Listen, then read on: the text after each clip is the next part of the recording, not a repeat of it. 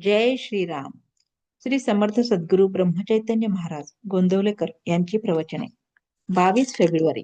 आजचा विषय निर्हेतुक कर्मात भगवंत.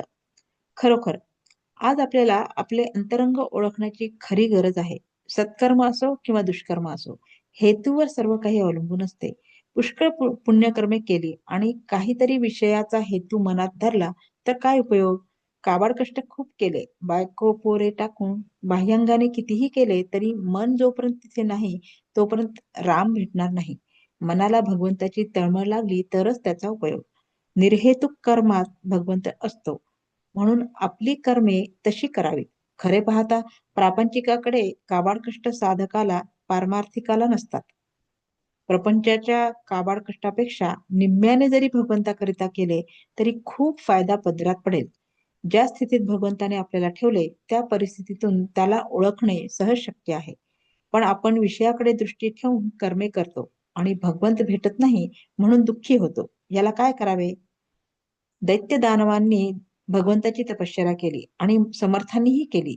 दानवांनी हेतू धरून केली त्यामुळे त्यांना हेतूचा विषयाचा लाभ झाला, परंतु भगवंत अंतरला. या उलट समर्थांना भगवंताशिवाय दुसरा कशाचाही लाभ नको होता.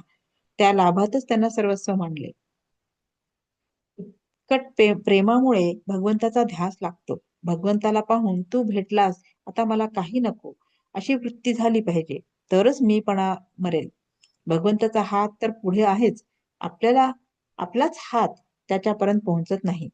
बुद्धीपेक्षा आणि पैशापेक्षा सदाचरणाचे वजन जास्त असते. सदाचरण असून भगवंताची निष्ठा नसेल आणि आहे त्या परिस्थितीत समाधान ठेवण्याची सवय असेल तर प्रापंचिक सुख लाभते. सुख हे कुठून उत्पन्न करायचे नसून ते आपल्या वृत्तीमध्येच असते. मी भगवंताचा आहे, तसेच सर्वजण भगवंताचे आहेत म्हणून भगवंतावर प्रेम केले की सर्व जगावर प्रेम बसेल.